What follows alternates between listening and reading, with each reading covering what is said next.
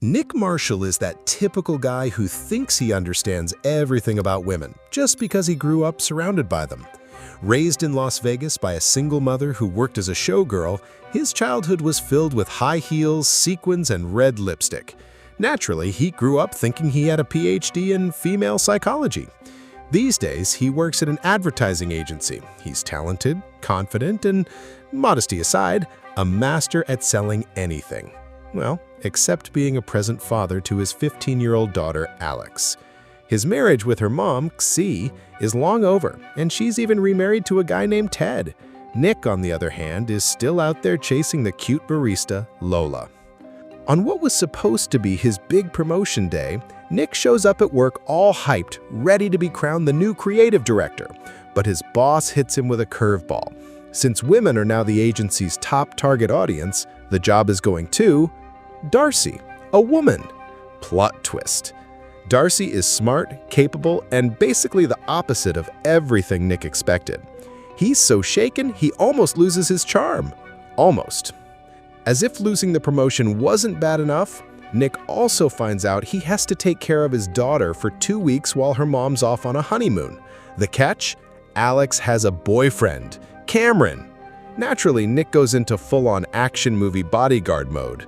But Alex doesn't want to hear a word from the dad who was never really around in the first place. Meanwhile, Darcy gives the team a box full of women's products and asks for creative campaign pitches by the next day. Shampoo, nail polish, tampons, lipstick, the ultimate survival kit for womanhood.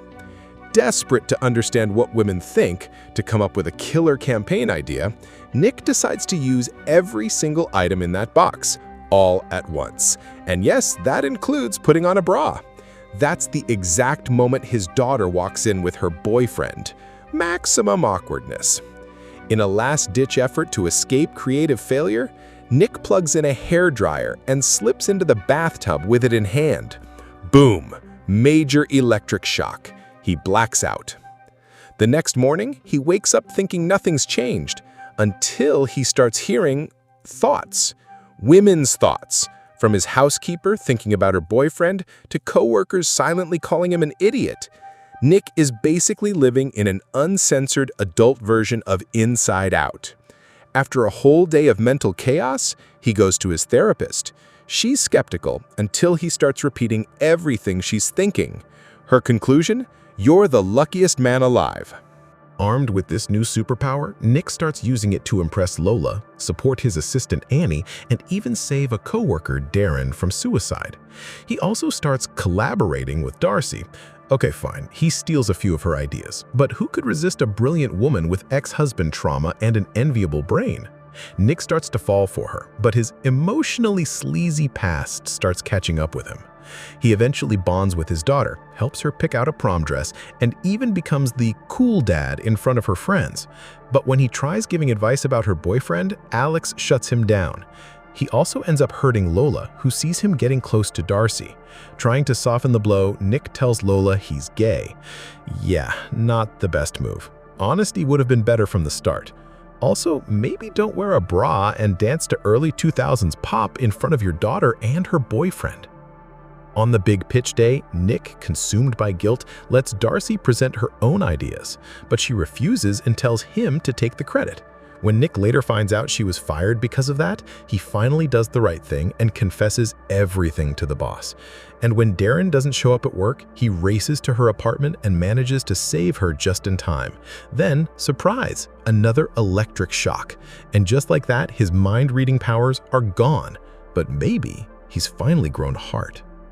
Nick makes peace with Alex at prom. In a heartwarming moment, she calls him Dad for the first time. Then he rushes to tell Darcy everything.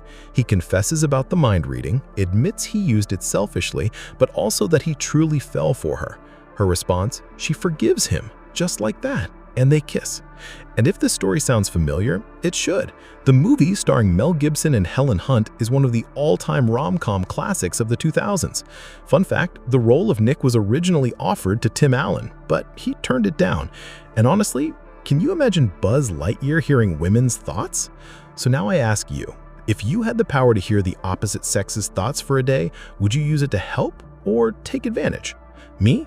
I'd probably take advantage of it because it's not every day you get to understand the most mysterious beings on Earth. What about you? Drop your thoughts in the comments, take care, and I'll see you next time.